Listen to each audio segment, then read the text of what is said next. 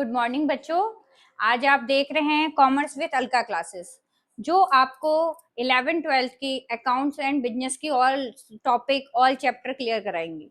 तो आप इसमें आज हमारा सबसे मेन चैप्टर जो 12th में स्टार्टिंग का है आपका पार्टनरशिप, उसका सबसे पहला टॉपिक साझेदारी क्या होती है और साझेदारी की विशेषताएं क्या है, इससे आज हम अपनी क्लास स्टार्ट कर रहे हैं। चलिए बच्चों स्टार्ट करते हैं।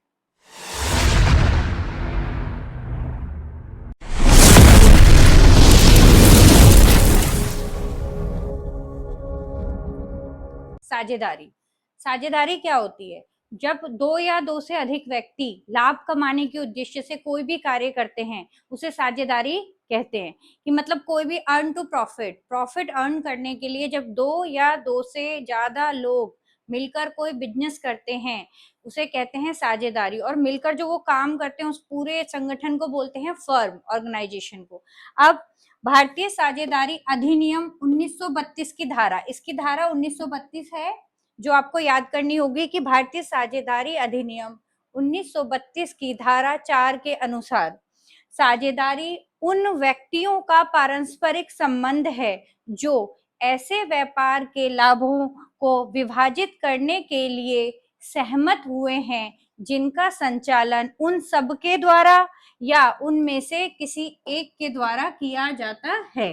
मतलब साझेदारी क्या है कि साझेदारी का काम उन सब के द्वारा या उनमें से किसी एक के द्वारा किया जाएगा, संचालन, व्यापार का संचालन।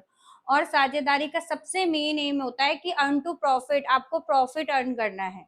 मान लीजिए अगर कोई दो दोस्त हैं, वो मिलकर कहीं जा रहे हैं, बाहर घूमने जा रहे हैं, तो वो पार्टनरशिप नहीं कहलाएगी। लेकिन वो बिजनेस के पर्पज से जा रहे हैं, कुछ काम करने जा रहे हैं, प्रॉफिट कमाने जा रहे हैं, तो वो पार्टनरशिप कहलाएगी। और आपको कभी भी एग्जाम में डायरेक्टली डेफिनेशन नहीं लिखनी है, आपको हमेशा पहले किसी भी चीज का आशय देना है। आशय का मतलब होता है अर्थ, कि वो है क्या, साझेदारी है क्या। तो साझेदारी क्या है? साझेदारी दो या दो से अधिक व्यक्तियों का लाभ कमाने के उद्देश्य से किया गया कार्य है। पहले आप आशय लिखेंगे, जो भी आपको साझेदारी के बारे में पता है वो लिखेंगे अपने शब्दों में।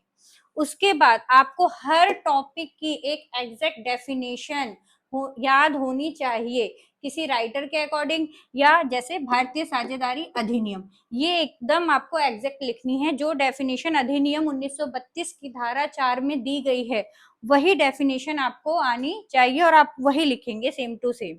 उसके बाद उसकी विशेषताएं क्या है कि साझेदारी क्या होती है, उसमें क्या क्या उसकी विशेषताएं। सबसे पहली विशेषताएं, दो या दो से अधिक व्यक्ति, जो आपको मैं तब से बता रही हूँ कि कम से कम दो, अधिक से अधिक 50, कि दो या दो से अधिक व्यक्ति का संगठन फर्म कहलाता है।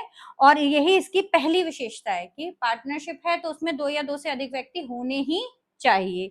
उसके बाद दूसरा पॉइंट है आपका, इसकी दूसरी विशेषता है समझौता या अनुबंध।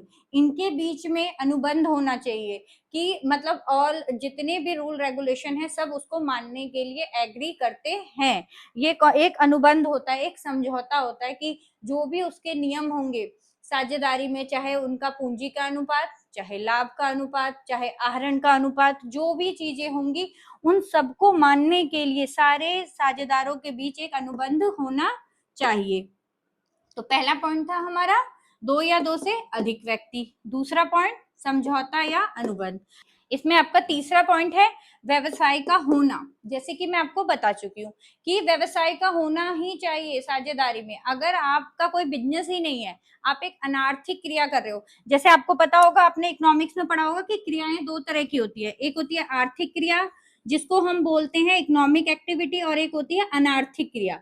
तो बेटा अगर आप दो लोग आर्थिक और अनार्थिक क्रिया कर रहे हो और उसमें आप दो या दो से अधिक व्यक्ति मिलकर कोई अनार्थिक क्रिया, किसी इंजॉयमेंट के लिए आप बाहर गए हैं, या आप मूवी देखने गए हो या घूमने गए हो, एनीथिंग एल्स, कुछ भी आप जिसका मेन मोटिव प्रॉफिट कमाना नहीं है, अगर ऐसे दो या चार फ्रेंड्स मिलके कहीं जा रहे हो तो वो कभी भी पार्टनरशिप नहीं आएगी। पार्टनरशिप का मतलब है व्यवसाय, मतलब आपका कोई ना कोई बिजनेस टारगेट होना चाहिए कि आप कोई काम कर रहे हैं। तो थर्ड क्या है आपका? व्यवसाय। दो या दो से अधिक व्यक्ति फर्स्ट हो गया, सेकंड हो गया समझौता या अनुबंध, थर्ड हो गया व्यवसाय का होना कि मतलब बिजनेस होना चाहिए, फोर्थ हो गया पारस्परिक संबंध, आपका कॉरिलेशन मतलब आपका सहसंबंध हमेशा पारस्परिक संबंध होता है। जैसे खातों का संचालन सबके द्वारा देखा जा सकता है या उनमें से किसी एक के द्वारा, कि कोई सेल्स का काम संभाल रहा है, कोई आपकी बुक्स, कोई एडवर्टाइजमेंट, कोई मार्केटिंग देख रहा है, तो ये पारस्परिक संबंध होना चाहिए सबके बीच में। उसके बाद सबसे मेन है लाभ का बंटवारा। अब लाभ के बंटवारे में भी बहुत सारे इश्यूज होते हैं जिसके लिए साझेदारी संलेख बनता है, जो मैं आपको नेक्स्ट क्लास में पढ़ाऊंगी। तो लाभ का बंटवारा ये होता है कि पूंजी के अनुपात में बंटवारा किया जाए, या इक्वल इक्वल किया जाए, या कोई एक्स्ट्रा काम कर रहा है, कोई अगर पार्टनर एक्स्ट्रा काम कर रहा है तो उसको अलग से सैलरी दी जाए, उसको अलग से कमीशन दे जाए। ये सारी चीजें इसकी विशेषताएं हैं, किसकी, साझेदारी की विशेषताएं, कि मतलब उसमें क्या क्या चीजें होती हैं, साझेदारी में क्या चीज है। तो आपका ये पहला टॉपिक क्लियर हो गया कि साझेदारी है क्या और उसकी क्या क्या विशेषताएं हैं। तो बच्चों आज का ये टॉपिक हमारा क्लियर हो गया है। अब आप नेक्स्ट वीडियो में आपको साझेदारी संलेख पढ़ाया जाएगा, जिसके लिए प्लीज आप मेरे चैनल को लाइक एंड सब्सक्राइब करें। थैंक यू बच्चों।